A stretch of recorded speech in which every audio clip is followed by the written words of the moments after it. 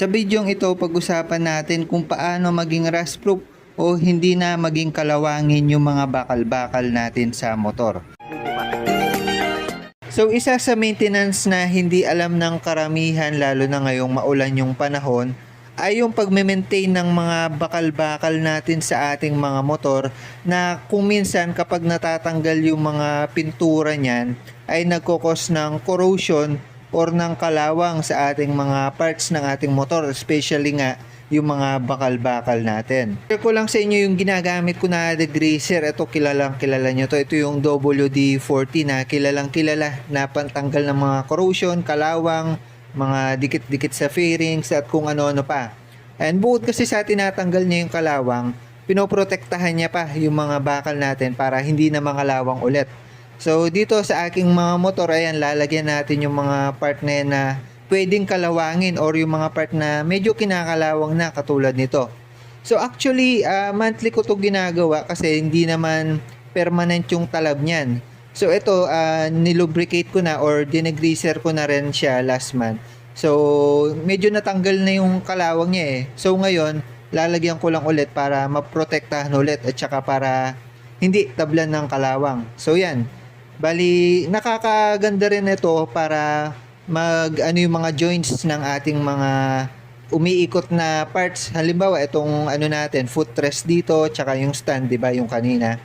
So yan, para mag-operate ng maayos. So kung titingnan nyo, ayan, malambot na siya.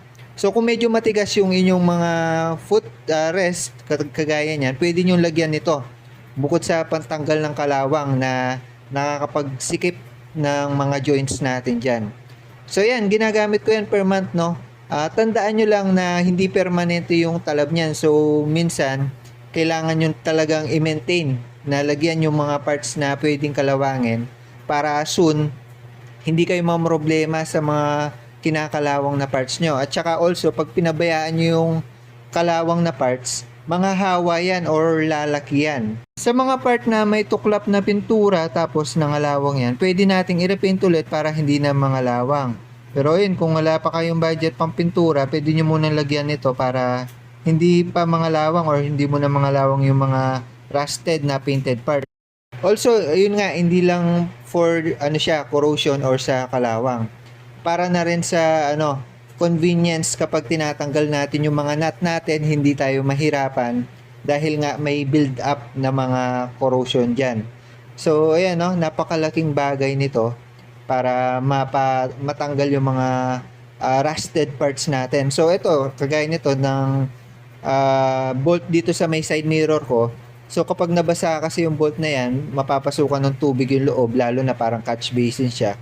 So nilalagyan ko yan para hindi kalawangin at hindi maging pangit tignan. So yun yung isa sa practice na ginagawa natin. Ayan, mga tornilyo dito sa preno, dito sa brake lock natin, lahat ng part ng bakal na pwedeng kalawangin. So mas okay na kasi na pine-prevent natin yung kalawang kaysa sa kapag nangalawang na. So dito sa part na to, sa may end bar ko na kung makikita nyo, medyo nangangalawang na. So ngayon ko lang din nilagyan yan dahil medyo hindi ko nalagyan nung nakaraan. So dumami. So pero soon pipinturahan natin yan para maganda siya tignan. Pero for now, nilalagyan ko muna ng WD-40. Tapos guys, pwede nyo rin brushan kagaya ng toothbrush yung mga part na medyo kinakalawang na para mapudpud ng konti yung mga kalawang, yung mga build up na kalawang na yan. So yun, pwede nyo rin brushan. Toothbrush yung pinakamaganda, paintbrush pwede rin. So mga brush para matanggal din yung mga dumi-dumi.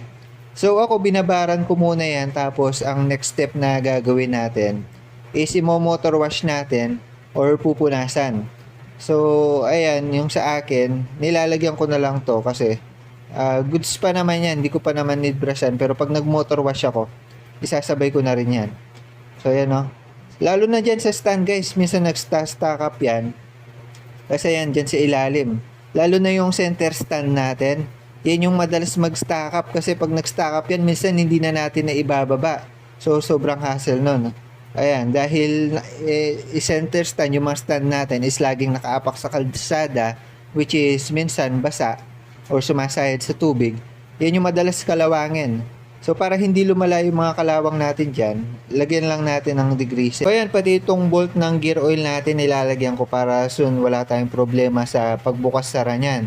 Tapos pati dito sa part ng adjustan ng brake natin nilalagyan ko kasi kung makikita nyo medyo nangingitim na dahil sa kalawang. So need nyo yan.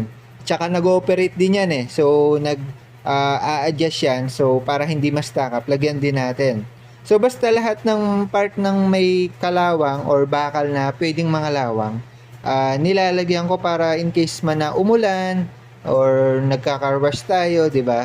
Hindi sila nagko-cause ng corrosion na nakakasira sa ating motor. So lahat pati 'yan, 'di ba?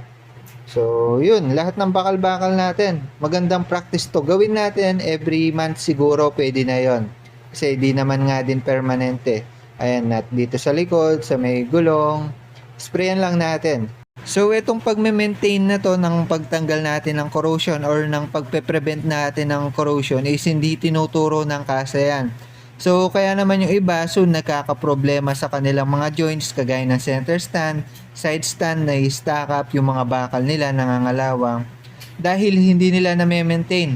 So, kaya naman nagkakaproblema talaga at yung nangyayari, minsan pinapalitan na lang yung mga parts, mga tornilyo para maayos lang yung kanilang mga problema which is napapagastos sila. So, yun yung isa sa maintenance na kailangan nating malaman para mapanatiling maganda yung mga bakal-bakal natin at maiwasan sa mga corrosion at kalawang.